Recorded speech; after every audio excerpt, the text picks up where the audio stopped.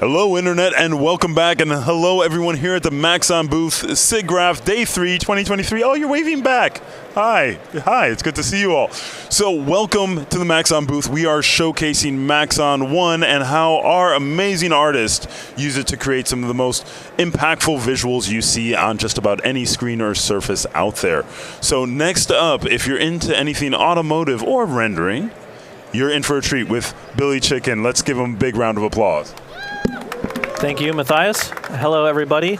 Thank you for coming out here to the Maxon booth and on the live stream. Love y'all. So, SIGGRAPH 2023. I am Billy Chitkin. My internet name is Gurnge, which you might recognize my little icon here because I'm on every social media platform, Slack, Discord, you name it. We've probably run into one another. Who am I? Good question. I do 3D design and animation, motion graphic stuff. But in particular, I'm obsessed with details and just like having the patience and spending a lot of time and working in a lot of artistry and detail into my work. And anything involved with rendering, texturing, look dev, rendering process, all that is some of my favorite stuff. Additionally, in particular, I love robots, cars, and spaceships just because those are cool subject matter to work with pretty much all of the aspects of the 3D pipeline, from texturing, modeling, UVing, yes, I like UVing, rigging, rendering, compositing, all that. You get all of that with this type of stuff. And of course, problem solving is a big part of being a 3D artist, and I feel like it's one of my strong suits as a freelancer. I've been freelance for 6 years now, using Cinema 4D for 11 years, which sounds crazy to say out loud. But I'm just going to play my demo reel and let that do the talking, and hopefully it's not too loud.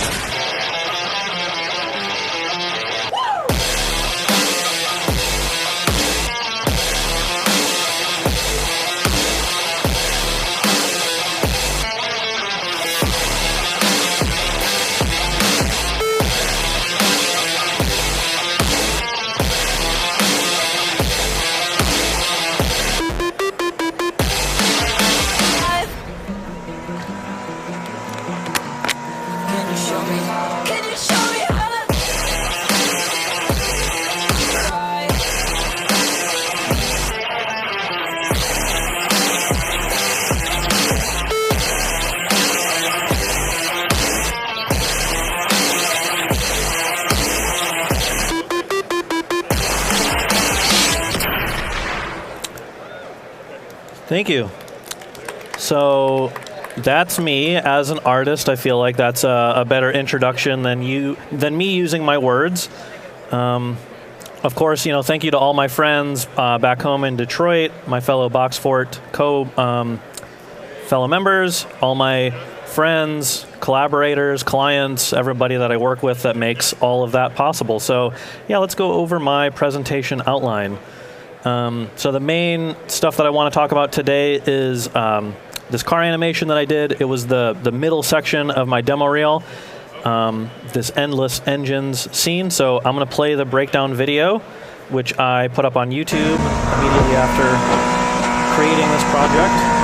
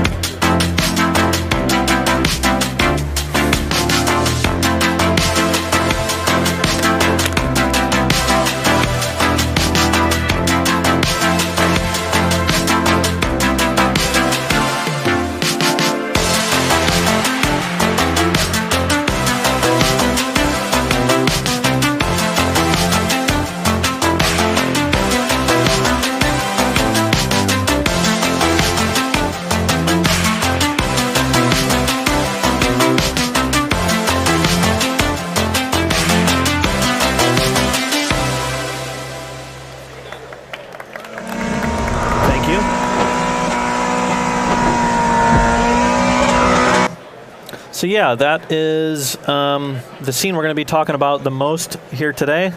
It was my entry into the Community 3D Animation Challenge hosted by Clinton Jones, aka Punisher. So you can look up his YouTube channel. He does these awesome community 3D projects where he comes up with like a simple template scene file, and there's a big community that takes part. I believe this challenge had more than 4,000 entrants, and I got in the top 100, which was a huge honor for me. Yeah, so what's really cool about them is it gives you the motivation to make something with a deadline, which is super important for getting personal work done. The fact that you get a prompt and you get a deadline is like a perfect combo when you participate in his challenges, and he happens to have one going right now if you look him up on YouTube. So I recommend that. But yeah, as far as what I'm going to be talking about in this car scene, I want to go over the road shader, some of the lighting elements, and then the car rig and the animation. Because I think car animation is a relatively rare thing, and probably because people think it is a very daunting thing, and I want to try to bridge that gap a little bit for you guys today. And if we've got time at the very end, I want to run through a highlight reel of my Redshift quick tip videos. I made a bunch of them earlier this year on YouTube, so we'll talk about those at the very end if I've got time. So yeah, the road material, asphalt layering, right? You can't have a cool driving scene in a city without some sort of road, right? That feels like a natural starting point.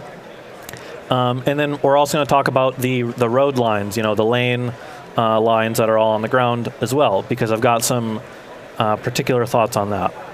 So the first thing I do when approaching making a really advanced material like such as this road, which is really, really long, there's no texture tiling, there's no texture repetitions or any issues like that. I put a lot of time into making this road, like, I don't want to say procedural because it uses like actual texture maps, but it's pretty damn robust, I'll say. So we're going to set up a color layer, and we're going to use constant colors to view the texture distribution, and then using a Maxon noise for each layer mask input. So let's hop into Cinema 4D now.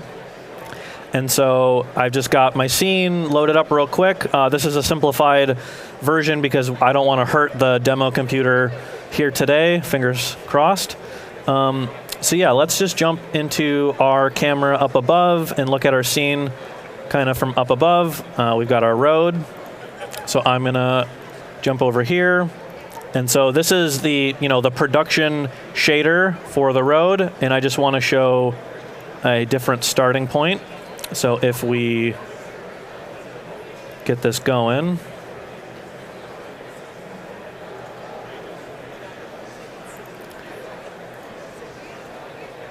oh, come on, don't do that thing to me that we did during setup.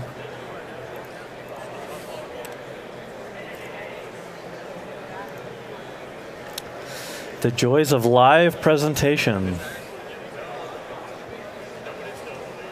Come on. Here we go. Okay, cool. So we got our rainbow road for the Mario Kart fans. So let's double click to get into this shader graph. So this is what I'm talking about, using a color layer and just like constant colors. I want to make this very obvious for people watching of like what's going on here in our road, because like we can just see how long this road goes. And texturing this would be quite a challenge to not have repetitions and boring texture work. So what's going on here? Well, we've got our red is sort of the base, the bottom layer, and then we've got these different colors that stack on progressively, layer by layer onto this. And I set this up particularly this way so that I can view the distribution of each of these different colors on top of the red. So that way I'm getting a healthy amount of each different type of asphalt. And they just feed into this color layer. And the highlight here, I think, is the Maxon noise. So I like the type box noise for doing like man-made types of materials. It's got some organic kind of blobby shapes, but there's also some nice sort of straight lines, which feel good for like an asphalt. It feels like, patches of like, repair work in the concrete and whatnot. And the overall scale is fairly large on this noise just because the road is so large, and the contrast is cranked up fairly high as well for this specific task. So yeah, this is the starting point. As weird as this might seem to be, like, oh, I want to make a road texture and it's like all these rainbow colors, this is the blueprint of the craziness that will come shortly. So let's jump back to our slides. So yeah, we're going to be combining all of the asphalt textures into one material with color layers instead of multiple redshift materials connected into a material blender. So that was like just a garble of words. Let's look at what that actually means. So we've got, we were working with Road 0 for demonstration purposes. Now we're going to level up. We're gonna evolve one layer from our Charmander to our Charmeleon.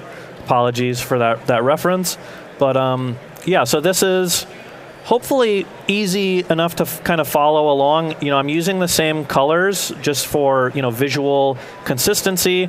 We've got a chunk of textures up here where we've got an ambient occlusion, a base color, reflection roughness, and a normal bump map, and then we've got 6 of these layers the same way that we had before, each of these connecting into a redshift standard material, which is hopefully fairly straightforward so far, even though this might look daunting. And then all of that feeds into the material blender, and we still have each of these Maxon noises. These are the exact same noises used from this phase, and they're right here, each one being the layer masks. So does anybody recognize the issue doing this? All right, don't everybody raise your hand up at once. Well, the answer is the material blender only has 7 inputs, and we're already using 6 layers of concrete. So that doesn't give us a whole lot of headroom to be adding on road lines and like patches and sewer grates and like all this other detail that I want to add on. So what do we do about that? Well, things get a whole lot more complicated. Not really. It's not too much crazier. So leveling up here to our Charizard, in my awful analogy, we've got all of these same textures, right? You've got your base color, reflection roughness, your normal map, and then we've got these color layer nodes. So, oh, hello. It's going to be it might be hard to see up on the screen, but we've got I've named each of these for clarity. So we've got a diffuse color layer, a roughness color layer, and a normal color layer, and then this one connects to our bump map, and then all of this connects to just one standard redshift material. So this is how I recommend people approach working with a really, highly detailed, highly layered material, because instead of using 6 of our materials, we're only using 1. Yeah, so I got to keep this moving. So let's talk about some of these textures. So you can use asphalt textures from many different sources online. Just make sure to color match them if necessary. I'll talk a little bit more about that in a moment. And some search terms to try are, road, asphalt, concrete, pavement, street, and you guys are creative, so I'm sure you can come up with other words to try and search through material libraries. But some of my go-tos, usually my #1 pick is Megascans. So this is the Epic texture library using Quixel Bridge.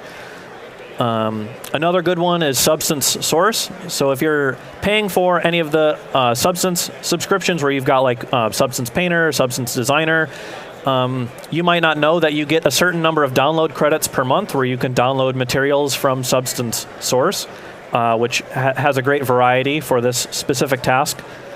Then there's also textures.com. And a hidden gem that I really like, this is a free website, texturehaven.com. Another cool thing about this website is they've got some aerial scanned textures, which are really, really large and suitable for really large surfaces like this. You can support them on Patreon as well. And then I just threw in GSG Plus just because I know a lot of people in the Cinema 4D community are going to have access to this. It's not the largest collection of like road-specific materials, but you could make these work with a little bit of tweaking.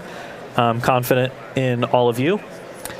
So regardless of where you source your textures from, this is what I'm talking about by unmatched colors. So these are all different tones, all different brightnesses, different color temperature. And if you just like start throwing these and masking them together and the node setup that I showed, it's not going to blend together all that great in my opinion. So this is what I mean by matching the colors. So unifying them, you don't have to pick this like grayish blue, of course. There's a lot of different types of asphalt, a lot of different types of road surfaces, but unifying the bright and the dark values is, going to help push things a lot further when it comes to layering all these together. Yeah, so you might be thinking, where are the road lines? This is a road after all. And so far, we've just been using bare asphalt textures, which is more work, but it's more flexible, which is exactly how I like to work. If it's worth doing, it's worth overdoing, and I love overcomplicating things. So this is what most people, or what I think of when you have the road lines baked in. Now, this is good in a pinch if you just like literally need to make a road material in like 2 minutes, and you just got to keep moving on to the next task. But this is going to limit you because you've only got however many road lines or however many lanes they give you in this setup. So this is what I prefer to work with, road lines on alpha. And these are from Megascans specifically, so if you want to fight me over the fact that these are not on alpha, they are opacity maps, which are black and white. In After Effects terms, we might call that a luma matte and not an alpha matte. But yeah, I like working this way. So let's add those road lines, and hopefully somewhere around today I can talk to Eric about an idea on making this a little bit quicker. So yeah, here we are, still in our Road 2, which is, again, our kind of leveled up version of the material. And if we pan out here, things are going to get scarier. Ooh. Okay, so down here, we've got some sections of road materials, or road lines. And I color-coded these, so these ones are the yellow center lines in the middle of the road. These are the solid outer white lines on the edge of the road, and then these are the dashed white lines, which are the lane lines in between each road. So if we pull that back on there and we hit render, hopefully this doesn't take too long to load because I should have already cached all these textures. If we just jump to our upper camera view,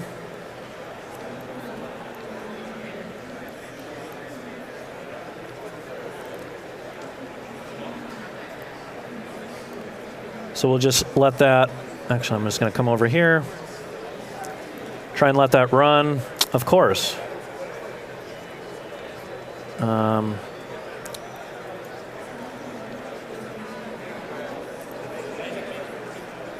Here we go.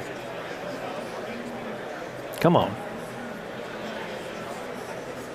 All right, here we go. So just like the asphalt textures, we've got a diffuse color layer where all of the lane lines, diffuse maps are plugging in, a roughness, a normal bump map, but then down here we have opacity, which, again, to be technical, this is more like a luma texture. So as I'm viewing these, we're seeing just the white and the black where the various road lines are going to appear.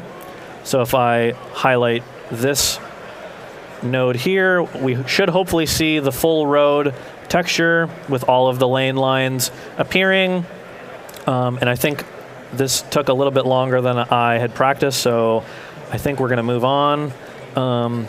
All this extra stuff down here is one of the intersections where there's like a cross street and some other stuff going on. It's really no different. They're more color layers. Guys, it's 2023. Let's blend our materials with color layers instead of material blenders. That's my motto. That's my campaign. So yeah, just give us one more bird's eye view of all of these nodes, and let's get this show on the road. Back to our slides. Lighting stuff. All right. Street lamps are one of the cool parts that I want to talk about, and then the tunnel as well. Another thing I get asked about a lot on my work is the fog that I use. So I use the Redshift environment, or the fog environment, whatever you want to call it. And for me, my sort of secret sauce is using a very high scattering amount and very low camera contribution. So if you like working with fog, or maybe you have trouble getting it to work exactly the way that you are used to using it, do a render comparison side by side, the way that you do it and then the way that I'm going to show it, and just see if you see if you're crazy in the same way that I'm crazy. Yeah, so there's an HDRI back there, but it's not really doing much in terms of the lighting. It's really just there for the sky color and some of the pretty clouds. So let's take a look at those again. Jump back to our camera. Close up our road. So yeah, we'll start with our fog environment.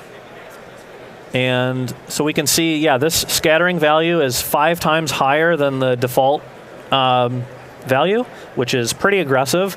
And then down here in the ray contribution, the camera contribution is 1/10 the value of the default. So like I said, give that a shot and try those comparisons side by side and see how you like the resulting look of the fog, because I think this combination of sliders prevents it from overpowering.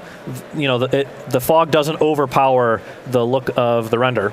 And then we'll move on to our dome light, or our HDRI.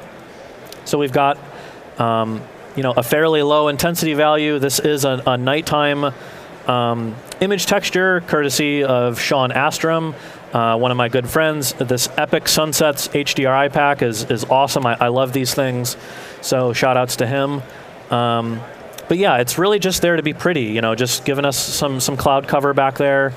And then over here in the details tab, again, in our contributions, our volume contribution is very, very low. So this is a key when working with such a high scattering amount in the Redshift environment fog, to not overdo it, not overblow your scene. And I think we are good to jump back to our slides. So the car headlights, right? It's a car scene. Car headlights contribute a lot to the look. Thankfully, I covered this exact car with these exact headlights in one of my YouTube quick tip videos. So instead of rehashing that information, I would rather show you guys some other stuff today. So yeah, I'm just going to be plugging these quick tips all day long. Yeah, street lamps. All right. So street lamps in real life have rules for how tall and how spaced apart they are. Now, I know this is going to sound boring, but you can Google city planning stuff. And I'm sure as 3D artists, we have a lot of questionable Google searches of how does something work? Hey, this is one of those. You can learn it online. But yeah, anyway, the long story short is the distance apart is equal to 2.5 to 3 times the height. And that's just kind of a rule. And in my opinion, getting this right contributes greatly to the nighttime city look, right? We've all driven on a road at night, or if you haven't, maybe you've seen a movie where you're familiar with this scene where you've got the light, dark, that rhythm as you're driving underneath each street light, and it casts a cone of light downwards. And our brains, just like looking at a CG face render, there's the uncanny valley. The uncanny valley applies to a lot of other things that subconsciously as humans we can pick up on. And if you live in a city, chances are you're going to be familiar with this, whether you realize it or not. So let's jump back into Cinema, and I want to select my cloner for my streetlights. And then we'll turn that off with Q. That's a fun hotkey. In case you don't know it, you can disable the generator object that's apparent. So if we open up our light pole, and we'll come down to our street lamp, this is the area light within the street lamp, and we come to its coordinates. We can see that its Y height is, give or take right around 600 units, 595. I'm just going to round up to 600. I think you guys can cut me some slack on that.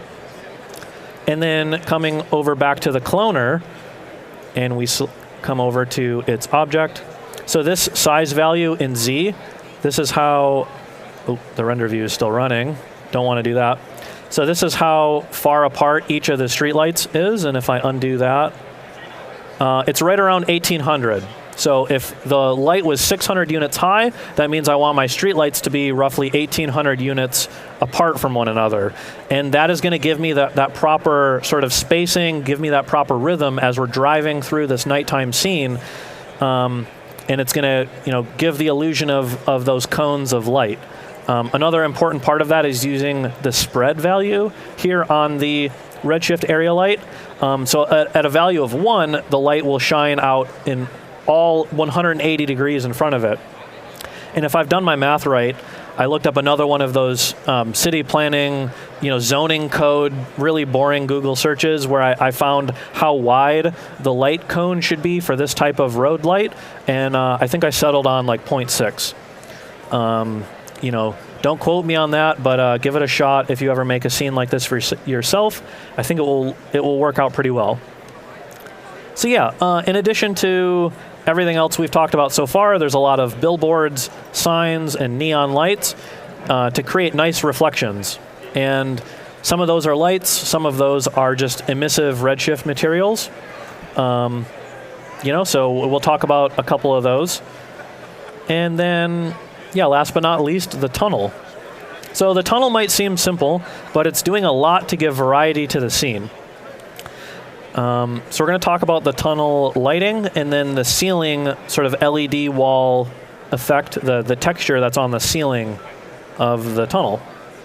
So let's jump back in, and we'll come over here to our tunnel, zoom inside, come up to one of these light fixtures. So this is just like some kit bash geometry that I found, and it had these two nice little sections for having some big area lights, which I liked. I liked the look of. So let's talk about these area lights.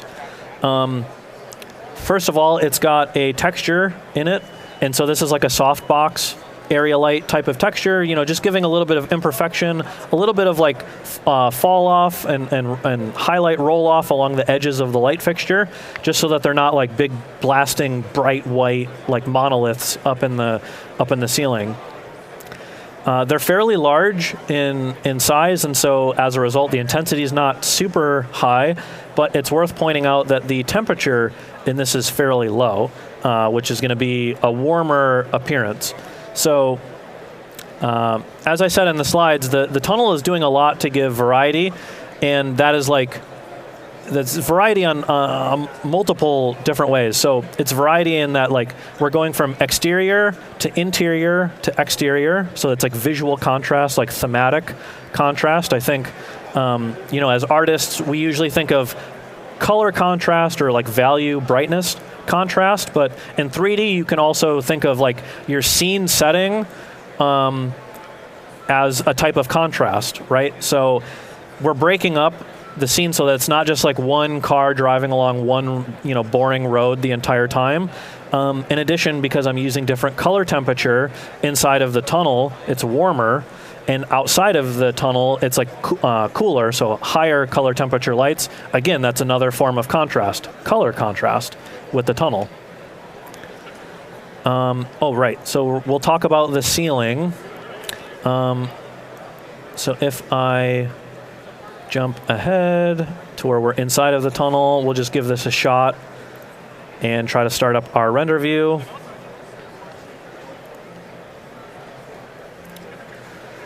Come on. Don't lose me now.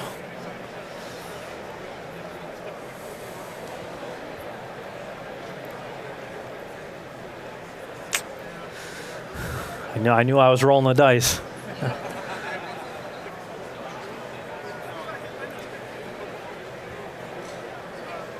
just imagine with like another 20 million polygons worth of buildings and like a couple hundred more materials for all the buildings and signs. Yeah, my computers hated me while working on this scene. So unfortunately, we might just try to revisit this later. The ceiling texture is not that surprising. I can plug another one of my quick tips as an audible here in the presentation. I've got a quick tip for better emission textures, where I go over like how to layer in things like LED textures and like grids and stuff to make your emissive billboards a little bit more lively, a little bit more involved. So yeah, we're just gonna hop back to our slides and talk about animation. So I want to talk about the car rig, the suspension, and then animating the car. And thankfully, I got another quick tip to plug here. I demonstrate the car rig, and from start to finish, as one of my quick tip videos. It's a really awesome rig made by an artist named Matteo. So if you find my my YouTube channel, which is just again my name up here, you find the car rigging video. First thing in the description is the link to the car rig so that you can purchase that. And then watch my video where I go through all of the setup to input your own vehicle, your own custom car, whatever, if you've got your own car or a client car model, all the steps, one by one on how to get that car all rigged up. So let's go back to talking about some animation stuff. So in my opinion, a really underrated part of animating a car well is the suspension setup. Because basically no road surface is perfectly level and perfectly smooth in real life. Basically every road is going to have some form of elevation changes and also, imperfections like potholes or, cement patches, other types of repair. So let's jump back to cinema and hopefully, okay, cinema is not even responsive. So we're going to have to get our task manager. Sorry about that.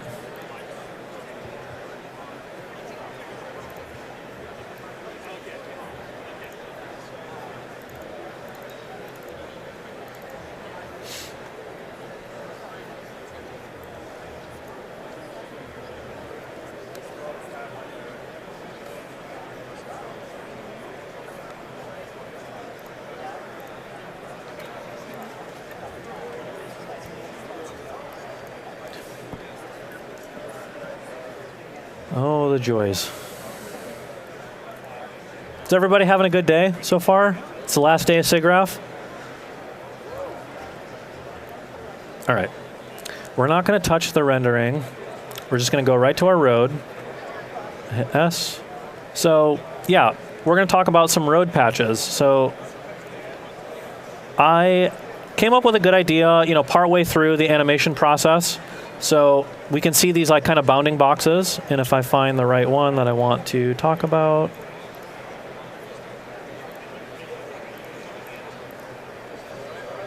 Anyway, so yeah, if I just zoom in, we can see, hopefully, we can catch that there's a little bit of disruption to this surface here. If I turn on my edges, we can see the wireframe is a little bit disrupted. So I grabbed one of my asphalt textures and I fed it into a displacer deformer. So in one of these roads, we've got we've got our displacer, and then using fields, which is an awesome system here in Cinema 4D, we've got all of these cement patches. So I've got a shader effector where I've got my bumpy road texture, and then each of them has a bounding box or like a box field, which just kind of constrains where the bumps are because, again, contrast in animation, in color, in subject matter. I didn't want there to be bumps all the way through because it would just be like a crazy off-roading scene, right? We just want a little bit of bumps here and there and not overpower the whole, scene. So that is the road cement patches. Oh, right. Okay, so I forgot one of the important parts in the rig. If we just come on down here to our car. Where is our car?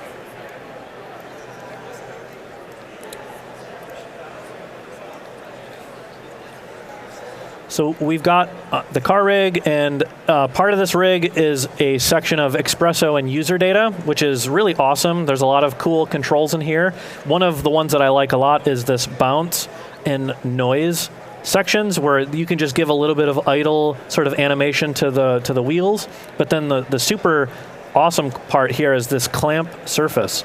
So once I added in these disruptions to the road surface, again, these little bumps here and there, using this clamp, I am attaching the car rig to this geometry of this road, and that gives us all these cool bumps. So this is a side-by-side comparison with and without the road bumps. If this is a little tricky, pay attention to this front wheel. And I'll just play this back like 1 or 2 more times, just so that we can kind of get how much life and how much, feeling this is giving to the scene using these displacers and fields to add these bumps to the road, and then letting the rig do the work for us of, bouncing around a little bit. As far as animating the car, we use an align to spline tag for the primary animation, and then there are additional controls for steering, drifting, and body roll, and a couple other things. So let's look at an overhead view of that main spline. So if I turn off, I hope in my view, where are my filters? Spline, okay. So we've got our main car driving spline, and if I just go to point mode and we zoom out, we can see that this is deceptively simple. It's just a handful of spline points placed around just so that the car can do its thing and maneuver around from lane to lane. Now, I would be lying to you if I said that this was as easy as it looked, because this is probably a good 10 plus hours over the course of a month, that I worked on this, of tweaking these points, tweaking all of their Bezier handles and all that. If you're an illustrator or a 2D animator, you can respect the pen tool and how much reverence we have to treat that tool. It's no different in 3D. So that's the spline, and the car just kind of follows along that. So I'm going to attempt to show my theory, air quotes, of animating cars. It does help to have interesting scenery to drive through and other traffic. So, this will be fun. I've never seen anyone demo car animation stuff. So I want to touch on some fundamental stuff. So these are the 10 principles of motion design as compiled by J.R. Knest, but this is built on the OG, Disney, 12 principles of animation, your really core stuff from back in the day. So a lot of these I am actively paying attention to while animating a car, because in my opinion, car animation is no different than character animation, which I think some of you will be a bit more familiar with. I think animating characters is going to be more common than animating cars. But for me, some of the big ones are timing, mass, anticipation, and then follow through. I tend to work in a more realistic rendering style, so personally I don't use much squash and stretch or exaggeration, but those have a time and a place, of course, in more stylized applications. So I'm not knocking them. And then also secondary animation is a lovely one as well. So as I said, anticipation, follow through, and timing are some of my personal big ones that I am actively thinking about and looking to implement as I'm working in the graph editor and as I'm setting up my car.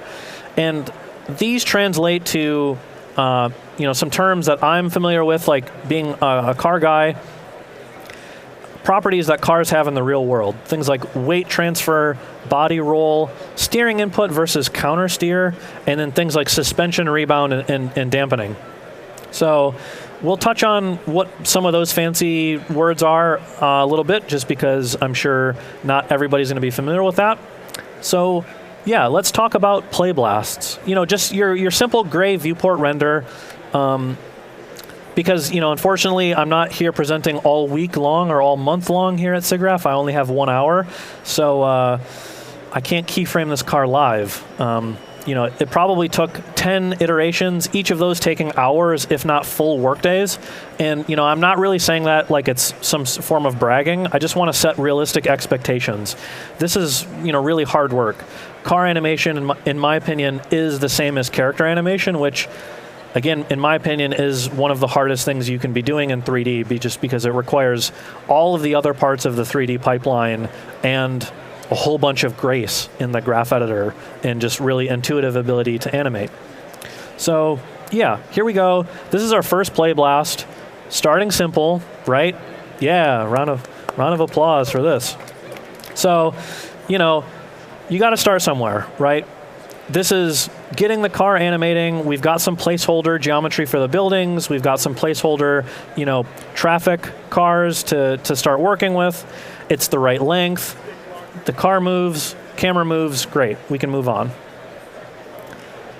All right, so we're getting somewhere. I put in probably one really long session, like maybe 10 hours, I would imagine, on this day to get us to this point. So the main spline that the car is coming in on is now in place, and I'm starting to control your eye as the car is, moving around from left to right as it, weaves between lane to lane. And I'm putting in that effort, putting in that time in the graph editor to start getting, the car is moving around, it's leaning a bit. But for the most part, I've just got the main car, because if something crazy goes wrong and I need to, I can cut other cars out of the scene, but I have to have at least the hero car, right? So like in software development, you would call this like the minimum viable product. It's like the baseline, right? Like, if you can go above this, cool, but you have to have at least this as your core. So that's like primary goal number one. Get that in place before you worry about adding more stuff, adding more complications. All right, so we've got our second car in. We've got some more of the placeholder buildings. The secondary car is still pretty rough, but like, hey, I've got some of this time in. I'm able to to work on it. We've refined things a little bit here. The next version, we're getting a little bit closer. Okay, yeah, so this is the one that I really want to talk about in greater detail. So does anyone see, with the main car here, does anyone spot what's happening like right around here? All right, not everybody at once again. It's okay. So let's pay attention to this red little null up here. This is a controller which is controlling the car moving side to side. As it's finishing this long turn, we can see it snaps back into place. It overshoots a little bit. It overshoots its center point ever so. I can't scrub this video, unfortunately. Actually, yeah. So it overshoots ever so slightly. And I put a lot of time into that because, again, this car has flown into screen. It did this really, really wide arcing turn, and it immediately linked into a drift in the other direction, swerving across lanes. And then it needs to straighten out. So it snaps into place real quick before it gets ready to accelerate off screen at the end. So, when I talked about those car animation principles, this is what I would call like weight transfer or body roll. So weight transfer, you would think of as the car either accelerates or decelerates, or brakes. It's going to either lean back or jerk forward. If you've ever been in, riding in somebody's car and they slam on the accelerator too far, you get thrown back into the car. That's weight transfer. That's inertia, momentum. And then body roll is that same thing, but it's the side-to-side motion that a car goes through. So if you've been in like a large SUV or like a luxury, like a Cadillac or like some sort of older car that can kind of feel like boaty, like you get this like sort of rocking, kind of side-to-side type of thing. That is body roll. Like, so as a car turns, its momentum can sort of pull you to the side one way or the other. And even in like a, kind of a sporty car situation like this, because it's doing such a drastic maneuver or such a drastic turn, we still have an element of that. And so this null right here is, I'm putting in that time to graph edit that to kind of snap it, boom, right into place. So I think we can move on to the next one. So cool, we added in some camera shake. Who doesn't love camera shake, right? Added in some of the other traffic cars. We're working with some of the better quality models. Still the low poly buildings in the background, but then we jump up here. So this is the one, I think, where I've got the road bumps in place. Actually, I think it might be this next one, yeah. So this is where we've got, the road bumps that I talked about, the suspension, bouncing around on the road. That helps add a lot of life, and it gives us an opportunity for another one of those 12 principles of animation, secondary animation. So in this version, I added in the kit bash buildings, blah, blah, blah.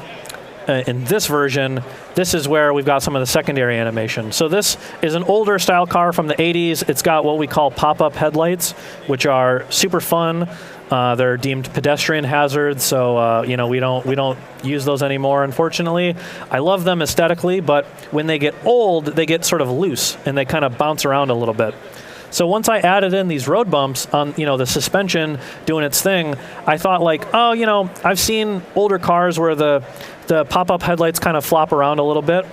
So, as I'm adding more details, as I'm adding more elements to this animation, it's triggering new ideas for me to add more to the scene, kind of level up things a bit. And, an example of this secondary animation is, the headlight bouncing around. So I did that by setting up a couple nulls, and then I built a simple rig using the Spline IK tool in Cinema 4D, and that's a really fun tool because you can enable dynamics onto it, and so you can run a little simulation, and then I'm just using that to drive the rotation of this headlight, and then so in this one I took that up a little bit further. I added in one more null to the headlight group, and so at the apex of this turn, when we got all this momentum, all this weight transfer side to side, I drooped down the headlight a little bit right here. It just kind of winks just a little bit, which is just a fun little, just again another one of those little personal touches of secondary animation. Trying to, again, add a little bit of character to this car. So then here's our final play blast. So we jumped from version 7 to version 23. So that's a big jump, but all of those versions 8 through 22 were actual renders. So by this point, I felt the scene was animated well enough, and I wanted to, start rendering it all the way through overnight, at low samples, just quick, grainy renders. But there's so many buildings, so many textures, so much lighting that I have to be able to evaluate and iterate, night by night. So that's where, I don't stop tweaking the animation just because I'm no longer doing play blasts, anymore, air quotes. But yeah, so this is the final scene. We've got characters, driving all of the cars now, even the pedestrian cars. We've got all of our finalized buildings. Just in general, a month full-time working on this to get us to this point. And we can see that little rig for the headlights that I mentioned, using that Spline IK with some of the nulls just kind of bouncing around a little bit, which is fun. And I've got just a little bit more time, so I want to talk about an important emotional thing as artists. When you're right near the finish line of a project and maybe you're faced with a difficult decision or a difficult challenge, something doesn't feel right, there's something nagging at you artistically. And in this case, for me, it was the motion blur. The car was just moving way too fast for this scene. I did the math and it was 180 or 200 miles an hour, which is just way too fast. So there's a bit of inherent motion blur because of the camera shake, but if the car itself is moving too fast, there's just going to be way too much motion blur on the car. And because those two things are out of sync with one another, it's not just oh, Billy, why don't you just lower the motion blur? Believe me, I tried that. Versions 12, 13, 14, I tried that. And by version 18, I was all right, to hell with it. I just have to rebuild the scene. So as hard as it was with less than a week left, I gutted the scene. I made it 30% shorter so that the car didn't have to travel as long, so it would go slower. And by doing that, it meant I had to restructure the arrangement of all the buildings. I had to replace all of the NPC, the traffic cars, which meant that those are now in different positions, which meant I had to redo the main animation spline that the car follows through, which meant I then had to re-keyframe all of the steering, all of the drifting, all of the weight transfer of the car. I basically had to redo all of it, or at least significantly alter a lot of it, maybe like 5 days away from delivering it.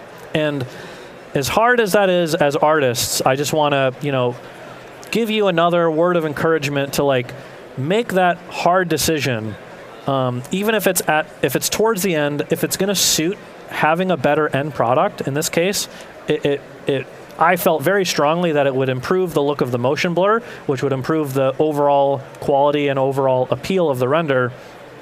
I did it. It wasn't fun. Took me 2 days, but I did it. So yeah, that's just like a little preaching to you, and I'll move on. This is just a real quick top-down view. And what I want to point out here is the secondary car just kind of like randomly spins halfway, and that's because it's not in view right at that moment, right? So I cheat, I cut corners, right? If there's something that you can skip, take a shortcut on, hey, I'm no superhero. I cheat too. So yeah, that's all the car stuff. 2 minutes left, and I'll be done. I made a bunch of quick tip videos on YouTube, as I've endlessly been plugging, all presentation long. There are 22 of them covering all kinds of cool stuff in Cinema 4D, Redshift, and more. They're short. They're concise, 4 to 7 minutes a piece. I worked really hard on them. And I think a lot of people will benefit from checking them out. So let's watch a short montage of those. So I've got one on my render settings in Redshift, just to get your samples looking good. My optimization strategy for when I need to tweak my samples. Interactivity, so making sure Redshift is nice and fast and responsive. Fluorescent light tubes, which are kind of a weird puzzle, but I felt good. TV screens, computer monitors, effects like that. Emission billboards, signs and textures like that. Boom, your car headlights, as I mentioned. The car rigging walkthrough. So this is, again, a start to finish on how to set up this car. Displacement, making sure that moves nice and snappy and nice and responsively for you. Redshift proxies, what they are, when to use them, and some of my tricks. Custom AOVs, what those are, when to use them, and some of my tricks. Substance Painter, if you've never touched it before, this is it's kind of a start to finish. And then texturing large surfaces, removing texturing tiling, texture repetitions. Working with multiple UV sets, so this is how I add graffiti and grunge to a lot of my buildings and stuff like that. The UV projection node, this node is like an incredibly powerful thing. I use this to control gradients in world space and even animating them, so that works really nicely. All right, and then there's a couple ones on OSL. So if you've never heard of OSL, don't worry. It's nodes that you can use that are made using code. And if you're like me and don't know any coding language whatsoever, all you know on the keyboard is Control-C and Control-V, right? Just copy and paste. We can make this work. So I go through start to finish for these next couple tutorials. So this is parallax occlusion mapping. Pay close attention to these bricks. It's kind of like a normal map on steroids where you can actually see perspective in the bricks.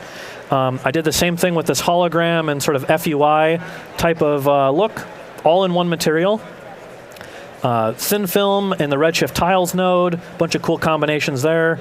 And then random texture scattering. Have you ever asked yourself, hey, I wish there was a cloner and random effector to randomly spread textures around?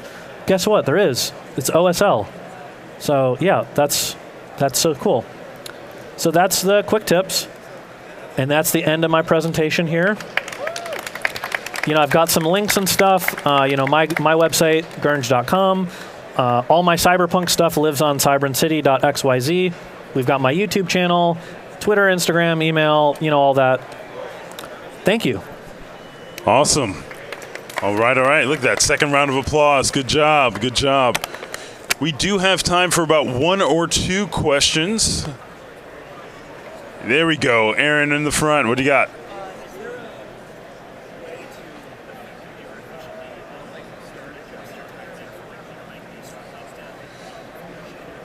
You want to repeat the question? Yeah, so I believe you asked about texture tiling on the road material. So yeah, I mean, each of those I can open up real quick into our road.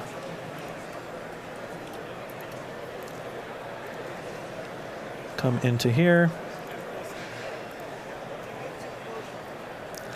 Yeah, there is a lot of tiling in play and a lot of adjusting of the texture nodes. So if we select these, we can see like the scale and the offset. So like I've done a lot of work on those, and then also on the texture tag itself, the tiling and the UV repetition. So like I am doing a lot of work on that, but in my opinion, I try to work with sets of textures that are all the same size, or at least as similar as they can be. If I have to do some math to be like, oh, this one's a rectangle and this one's a square, then I'll do the mental math to like scale those appropriately so that they work harmoniously with one another. But yeah, for the most part, I try to work with textures that are going to fit together size-wise and tiling and repetition-wise. Did that answer? I think so, yeah. Okay.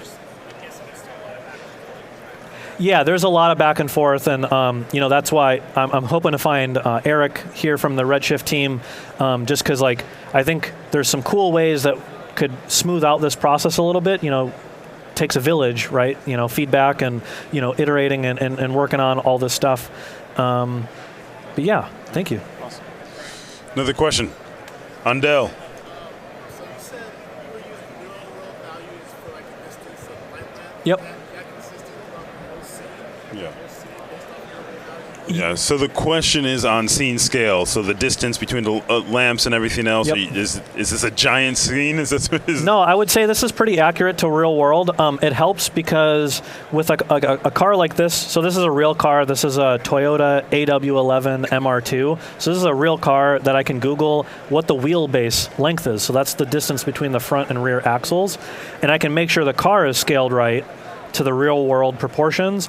And then I use a lot of like scanned curbs and other geometry that comes from real world photo scan type stuff.